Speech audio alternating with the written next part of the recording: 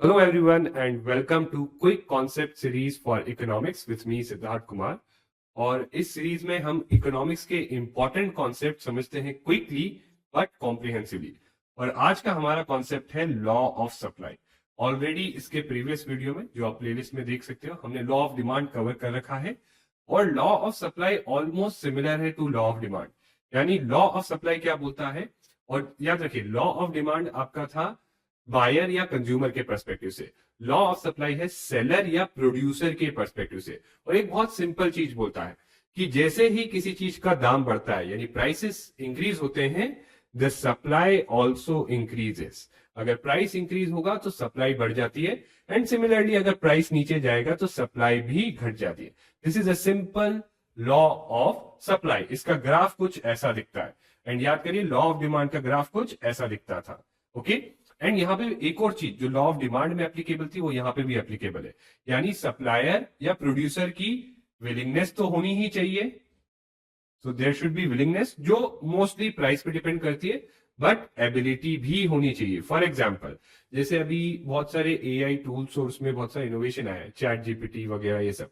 इन सब टूल्स को रन करने के लिए आपको बहुत ज्यादा कंप्यूटेशनल पावर चाहिए। इस ज्यादा कंप्यूटेशनल पावर के लिए आपको जो है जीपीयूज चाहिए होते हैं और उन जीपीयूज के लिए आपको सेमीकंडक्टर चिप्स चाहिए होती है। बट आपने देखा क्या हुआ कि जीपीयूज की सप्लाई ज्यादा बढ़ नहीं पाई। क्यों? क्योंकि देखो विलिंगनेस तो थी, एनवीडिया और ये जो कंपनीज में विलिंगनेस तो थी बट एबिलिटी नहीं थी, क्योंकि जो जीपीयू मैन्युफैक्चर करने के लिए सेमीकंडक्टर चिप्स चाहिए उसको प्रोड्यूस करती है कंपनी नोन एज टीएसएमसी, और वो फुल कैपेसिटी पे वर्क कर, यानी अब और प्रोडक्शन कैपेसिटी है ही नहीं, यानी एबिलिटी नहीं है। तो याद रखिए simple law of supply, price बढ़ेगा सप्लाई बढ़ेगी, प्राइस नीचे आएगा सप्लाई घटेगी।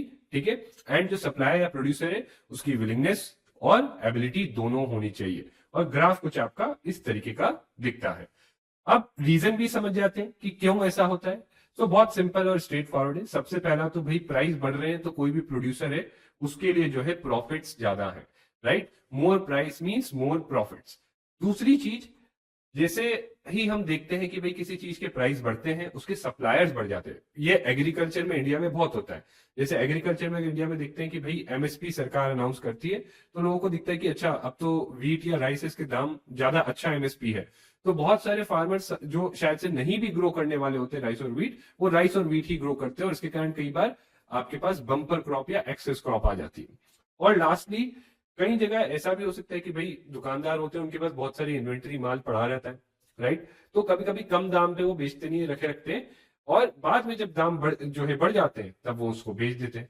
तो ये तीनों चीजें जो है, प्राइस अगर इंक्रीज होता है तो प्रॉफिट के चक्कर में नए सप्लायर्स घुस जाते हैं और इन्वेंट्री कुछ अपना पड़ा हुआ माल है वो बेच देते हैं। इसी तीनों चीजों के कारण आपका सप्लाई बढ़ता है।